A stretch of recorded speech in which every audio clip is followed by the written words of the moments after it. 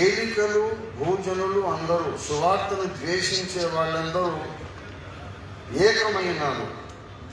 అంటే అసలు ఇంకా పచ్చిగా చెప్పాలంటే యేసు అంటే మాకు ఇష్టం లేదు, యేసు అనే ఒక్క మాట మాకు ఇష్టం లేదు కనుక యేసుని ద్వేషించే వాళ్ళందరూ ఒక్కటవుదాం అనుకున్నారు.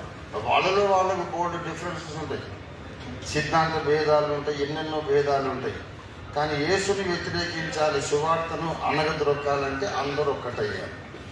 కాబట్టి యేసయ్య అంటే నాకు ఇష్టం అనుకున్న వాళ్ళందరూ ఒక్కటి కావాలి. అదొక్కటే పరిష్కారం. కులం చూడొద్దు, డినామినేషన్ చూడొద్దు. ఇవాళ మనం ఏకంగా కావాలని చెప్తే మనకి సిద్ధాంతాలు అడ్డం వస్తాయి. నీకు అన్య భాషలు వస్తాయా? మీ ఆడోళ్ళు గాజులు వేసుకుంటారా? మీరు ముంచడమా చిలకరించడమా? ఇదంతా మాట్లాడతారు. ఎవరి సిద్ధాంతాలు వాళ్ళు పెట్టుకోండి అయ్యా. యేసయ్య అంటే నాకు ఇష్టం, యేసయ్య నా దేవుడు అనుకున్నోళ్ళు అందరం ఒక త్రాటి మీదకి వద్దాం అనే మనస్సు మనకు రావాలి. ఇది కూడా ఆ పెద్దలు ఇంతకుముందు చెప్పిన విషయమే.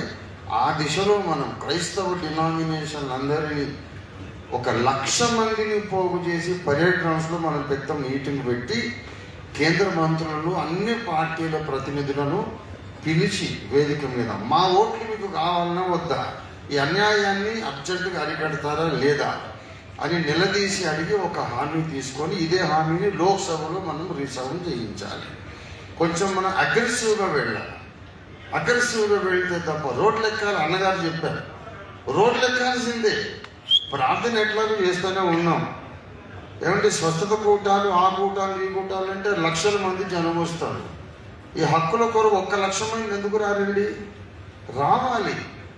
అట్లా మోటివేట్ చేయాలి. అందులో ఆ క్రమంలో ముందడుగు వేసి అందరికంటే ముందు మేము నిలబడతామని ఓఫిర్ మినిస్ట్రీస్ ఇంటర్నేషనల్ పక్షంగా మేము ప్రమాణం చేస్తున్నాం, ప్రతిజ్ఞ చేస్తున్నాం. ఈ సమయం ఇచ్చిన శామ్యూల్ జాన్ గారికి వందనాలు. Thank you. జై మసీకి, జై భీమ్.